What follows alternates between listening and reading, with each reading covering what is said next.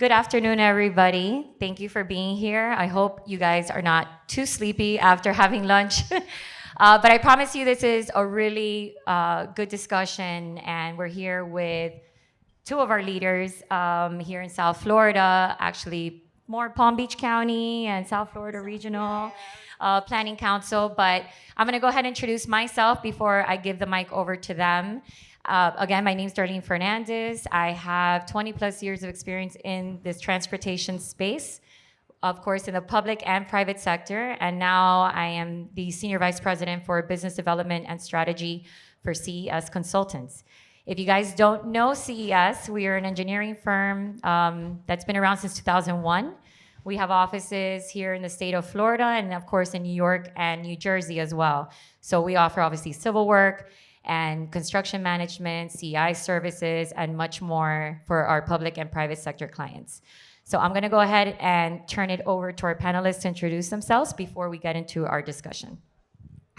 Good afternoon, Zach Beer. I am the Municipal Services Director for the City of Boca Raton, and I have done all my time in engineering in the state of Florida, moving through the utility sector down to Port Everglades, and then into private consulting, and then ending up at the city as a project engineer and working my way to the Municipal Services Director position. So we oversee transportation, traffic operations, and engineering, including a unique aspect to Palm Beach County, which I believe is one of only two municipalities that maintains and operates all of our signals. So we have a unique capability to try things out because of that autonomy to be able to do that.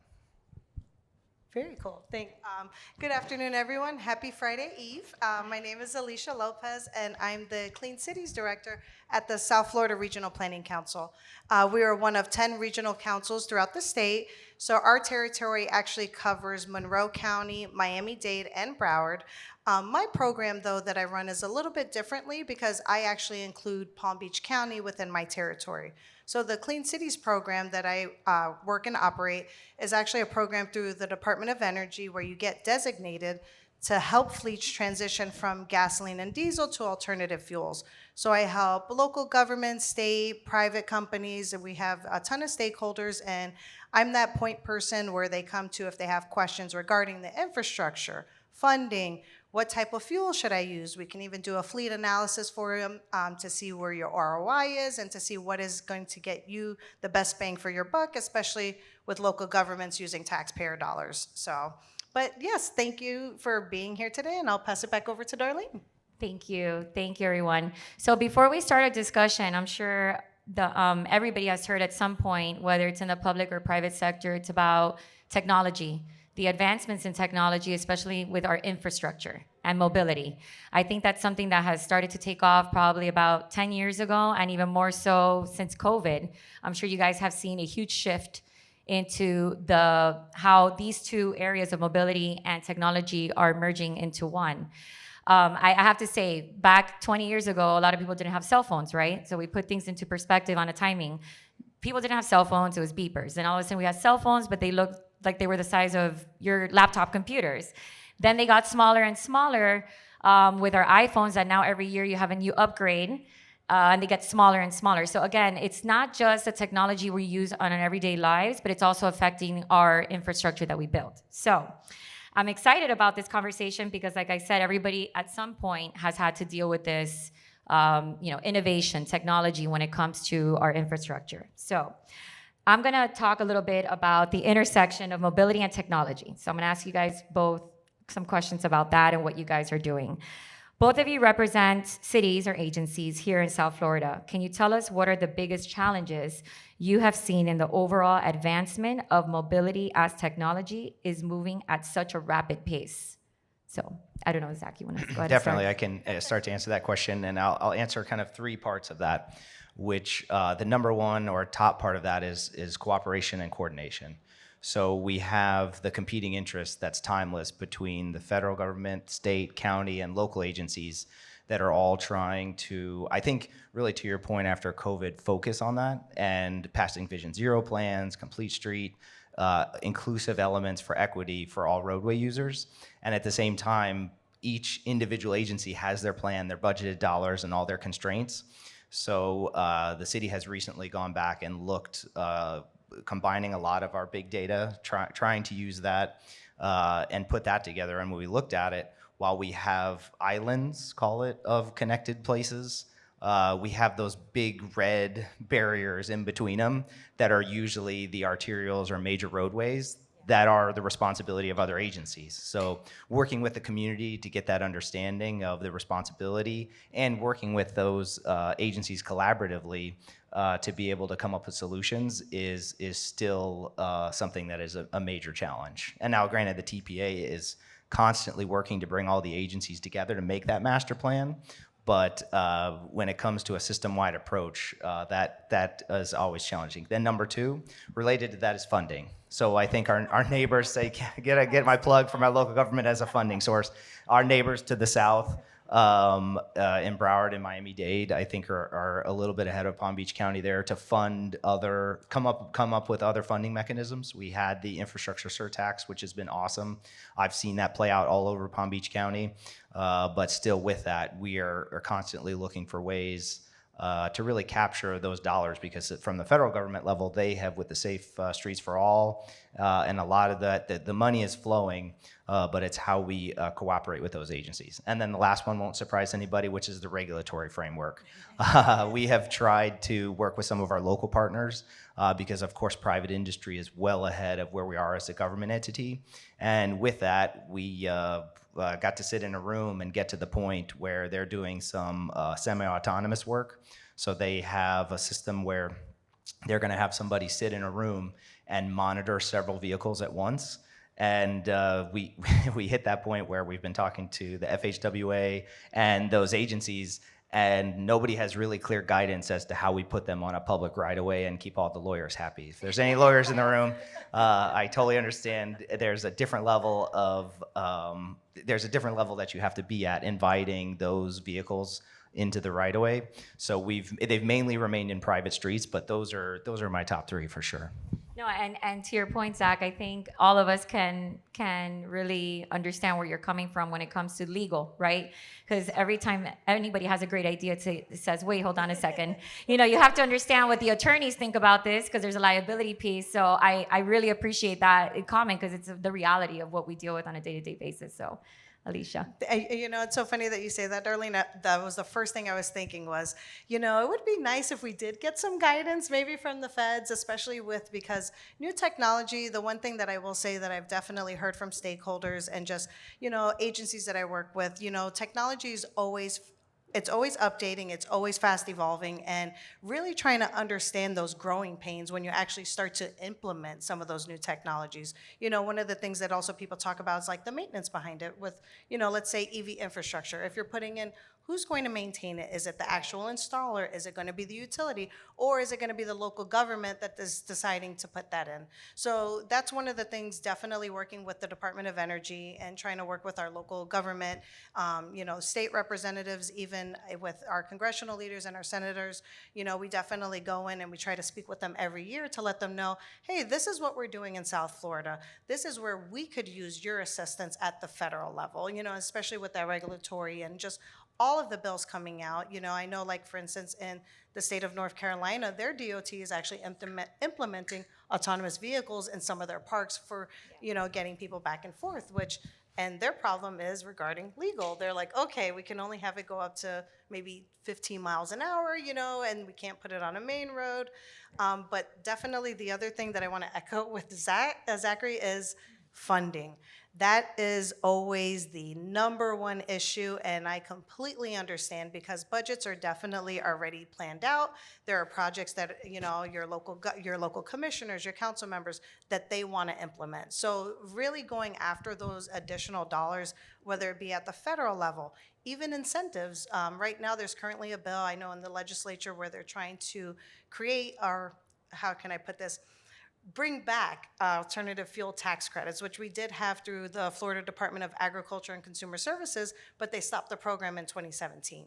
So those additional rebates, even the federal alternative fuel tax credit, if you actually apply to both of them, you can probably get 60 to 70 cents on the dollar of what you're spending for alternative fuels. So there are definitely mechanisms, but I will say this, when you're short-staffed or understaffed, it is difficult to do some of that research and then apply for that funding. Right. So that brings me actually to my next question, because when you talk about, just all the players that are involved, it's also government just moves at a very slow, very, very slow pace, right? We can all appreciate what that's like. And the problem is that technology or when the funding has to be available, it's moving at an it's a lightning speed, right, from where it's going. So how can local governments leverage, for example, public and private partnerships, right, for funding and also to get things done much quicker than the bureaucracy that exists in government? So that's a question. So one of the things that I always talk to with stakeholders is definitely work with your private entities. They definitely, like for instance, one of my biggest stakeholders that I absolutely adore is City Furniture. They have been a phenomenal partner. They are very forward thinking. They're always looking away to what is something else I can do to help our community? What is something new that's sustainable that we can implement, that we could be a model for our community, for the state, our region? And working with them, one thing that I realized is, yes, they do have additional staff than us at even the RPC. We have a staff of about 12. So, working with 12 people trying to find all of these different funding mechanisms can be a little bit cumbersome. So really actually talking with your private companies, Waste Management, for instance, that's another great stakeholder of ours. They use CNG for their fleet, which is compressed natural gas. So they're always looking for this tax credits or rebates or funding to help with their fleet. Perfect example, recently, I was working with the city of Deerfield Beach. I invited their sustainability director to our Technology Clean Expo. There she was thinking about moving to an alternative fuel. Well, I introduced her to Dave Clevenger, who's the VP of the fleet at City Furniture. They had a wonderful discussion, and a year later, she actually purchased 20 CNG refuse trucks for the city of Deerfield Beach, and she actually installed their own infrastructure. And right now, I'm actually helping her and introducing her to another player that she can apply for those rebates since she doesn't know how. But if I didn't know of some of those players or some of those partnerships where I can just pick up the phone and be like, hey, I have this local government that is doing this. Are you able to take a few minutes out of your schedule to speak to her, walk through the application, and help her? And you'd be surprised at how many times they say yes, that they actually want to be there and want to help. So definitely, I would say picking up the phone and calling first. Emails can definitely get lost in translation, or some people are just inundated with emails, and I just think that picking up the phone and actually speaking with those companies or those contacts that you have would actually be very beneficial, and they will, like I said, they definitely will point you in the right direction or walk with you side by side to help you. Zach, do you want to? Oh, sure. Chime in? Absolutely. So from the leadership perspective, I don't know if this was meant to be an interactive dialogue, but I would just love to see it. So from a show of hands, how many people in the room before COVID-19 rode a bicycle? All right, so we have our mobility people, our mobility people, which is good to see, interested in that. And then a show of hands after, how many people either learned how to ride a bike, found a bicycle in their garage, or started taking up bicycling activities.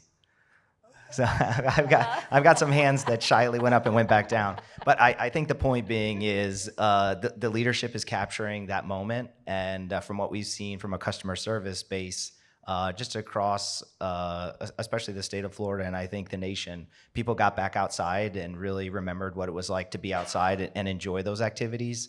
And they've added that challenge to the local government by asking them, what does it look like for a complete roadway network? E-bike sales have skyrocketed, so even though the e-vehicle, electric vehicles, it's headed there, but it's at a steady pace. E-bikes have, those sales have just absolutely grown exponentially. And so where are all those e-bikes? They're trying to find a space in the right-of-way to get around. And I think local governments and government agencies are trying to work to find a space for them because we have the drivers, we have the bikes, the pedestrians. And we just recently did a public input session. And I unfortunately have to say, out of all the things that we asked residents about, they put a lot of red stickers on e-scooters and e-bikes. So it's that cultural discussion and leadership and patience, I would say. We were talking about it a little bit before the panel of those things to listen to the community and try and sort through that from a government standpoint, because we talk about last mile and taking trips off the road. Those people who are on those micromobility devices that were literally, growing up as a kid, my favorite thing to do is riding around my neighborhood on an electric skateboard and have people wave and go, oh man, that thing's the coolest. It's a dream of mine growing up. So all these electric devices that have become available, finding a space for them and really trying to find a way to take away the stigma, because they are a way to get to use those small trips and get people from place to place.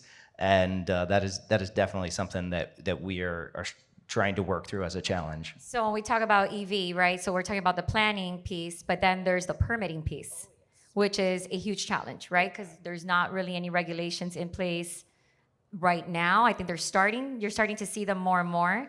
But again, the legal component is obviously a big piece of having these, e-scooters or e-bikes or electric vehicles, charging stations. Where are you going to place them? How do you permit those? And how have you all done that as part of in your agencies to handle any type of planning when it comes to EV charging stations and the permitting that comes with it? Sure, I can take that one. So ours is, we're still working, it's an outstanding code of ordinances with the city of Boca Raton from about 1960. So vintage, our vintage code of ordinance that we're working on to update. And one that's come up recently is our EVs and EV parking and fleet, these activities that are right at the forefront that need to be updated. And I think from the regulatory framework, obviously, a ineffective strategy is dictating for business. A very effective strategy is providing them the regulatory framework to be able to move into that space. So that's something that we're trying to work on to get right with the development community and just our businesses to be able to have them have the right number of EV parking spots to attract tenants, and then also have that infrastructure. Right. And then from my perspective, what I've seen definitely is everyone is learning. This is definitely a new space that all of our local governments are in, state governments. I know California has been the forefront, with the movement of electric vehicles.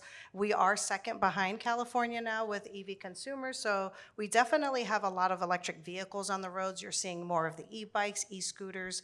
But one thing that I realize in my work is you'd be surprised at how many permitting departments don't have a checklist online.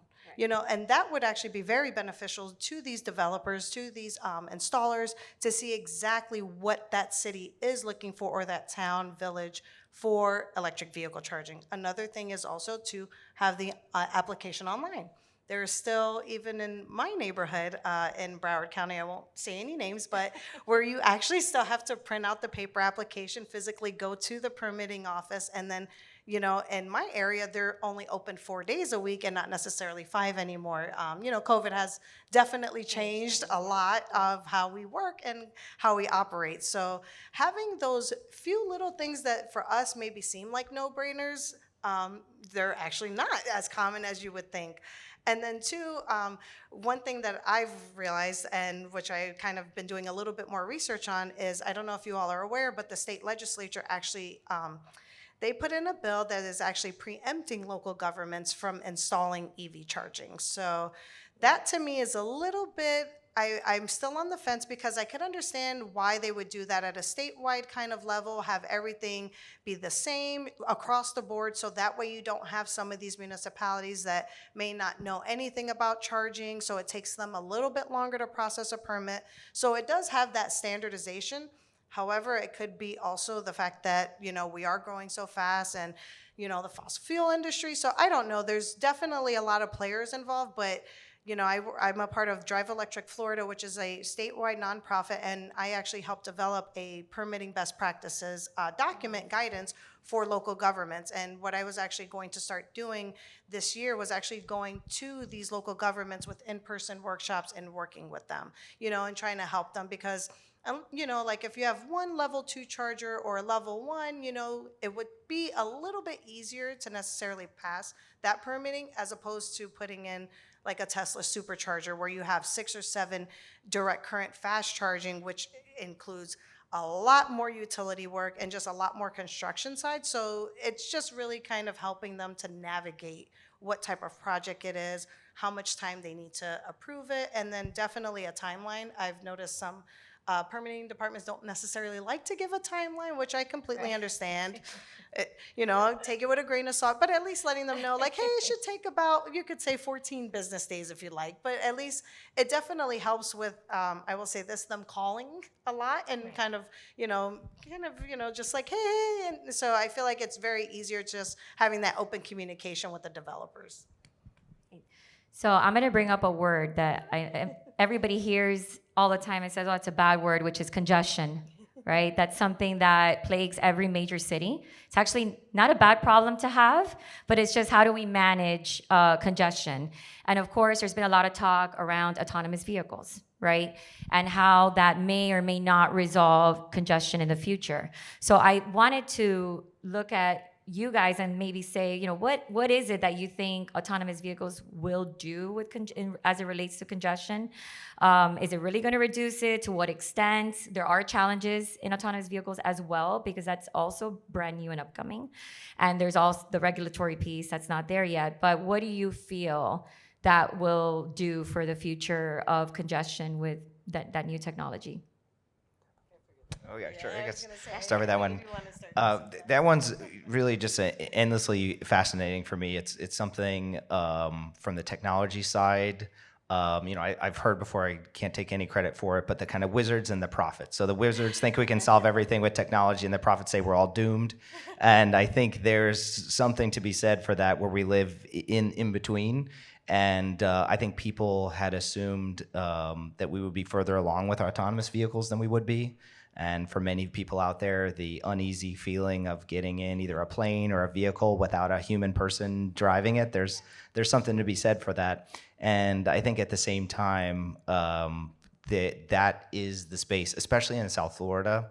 I'm originally from St. Louis, Missouri, and I always really enjoy now, because I love cities and I love the urban environment, to transition between the density that is South Florida and the Midwest, where you could say, people always make comments about drivers in South Florida, but if you're pulling out into a roadway in the middle of kind of nowhere, Missouri, you've got endless time to make that decision. Here you have 50 cars coming down the road behind you, so it's a congestion and a density problem.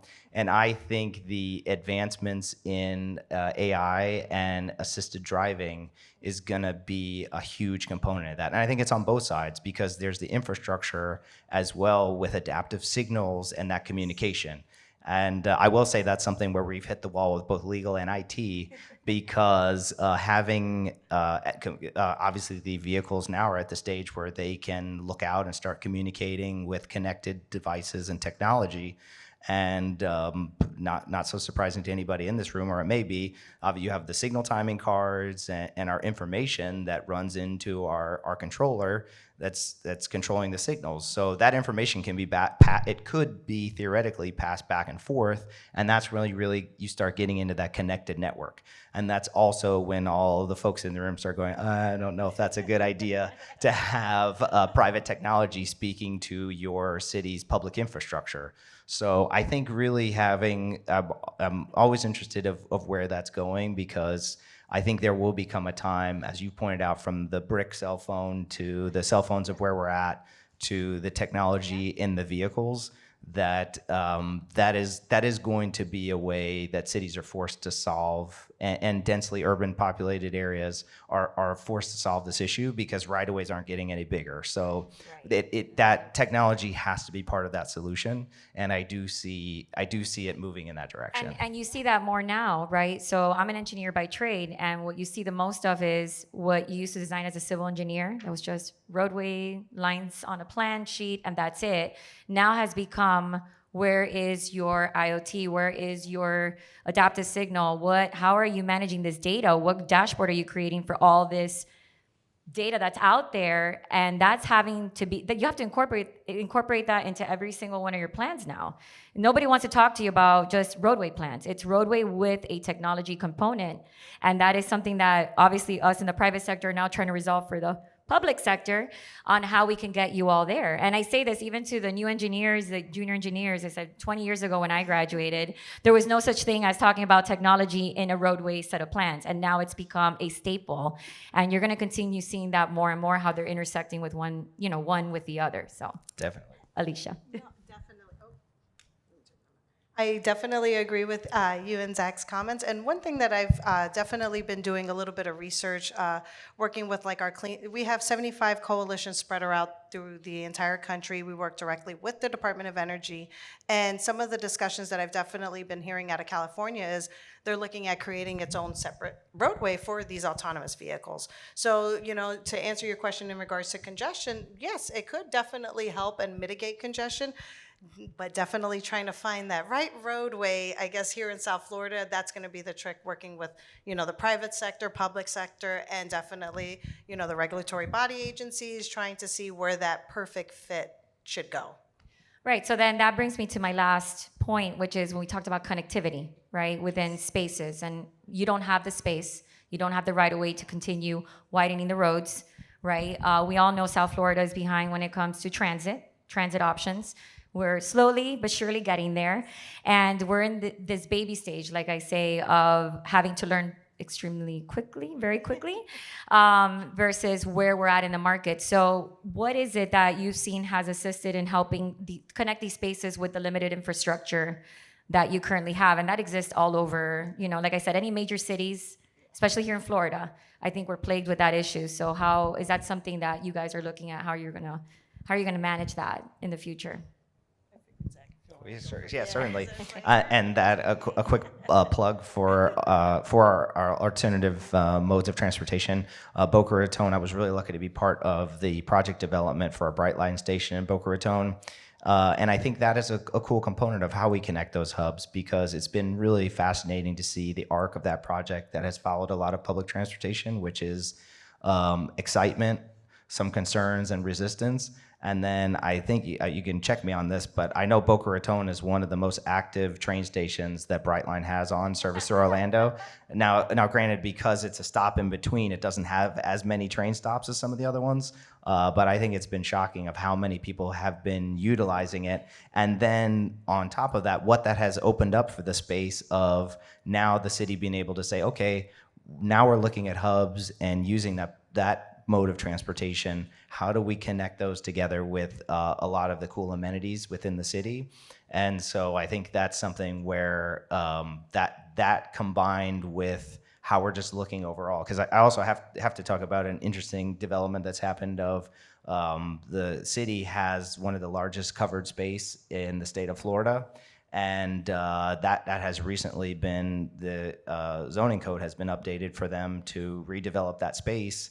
And with that, they've I toured it recently, and it has been really cool to see. They have a lot of different connected businesses with a kind of lab that they've got on campus. So with the goal being to take people from kind of concept and entrepreneurial business all the way to product deployment. If you ever watch any of those shows where they kind of have a full lab where they can build any of their wildest dreams, they've got that, a gym, they kind of Shark Tank style, a gym and those activities. And really, I think that's how, as redevelopment happens, because there's no more developable space, how we think about that redevelopment is just as important of getting people in between those hubs. Yeah, it's improving the quality of life.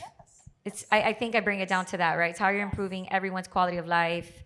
That comes to when you're thinking about people being in traffic versus using other amenities that actually attracts them to those locations. I think that's really where it's going. And again, COVID, I think, taught us all, quality of life became, I think, on the top of the priority, even for a constituent or a resident that lives, here in South Florida. That is their priority now. Yeah. You don't see them wanting to make these long drives. They want to have space that they can do as much as they can in one space versus having to travel. So I definitely agree with you, Darlene. One of the things that I've noticed even in my community is mixed-use developments. You know, I think that those are definitely key when you're wanting to connect more people, and especially having it along a transit line. Some of those transit-oriented developments coming up, I feel like that is going to be one of the ways that we can get people out of their vehicles and using more public transit. And then two, you know, one of the biggest concerns of just even me being a resident here is that first last mile traveling. So having those services like Freebie and Circuit where they actually pick you up,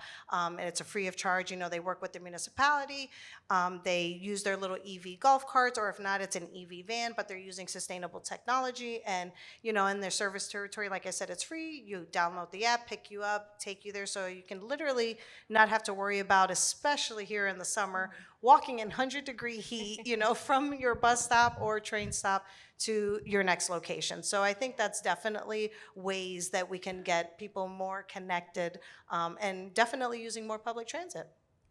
That's always a good thing, right? Yes. So I want to thank you all for being here with us today. If there's no Q&A, I know we're a little bit over our time. So if you have any questions for these amazing individuals here sharing the stage with me today, they'll be outside, and we'll answer any questions you may have. So thank you guys. Absolutely. Thank you so much. Thank you.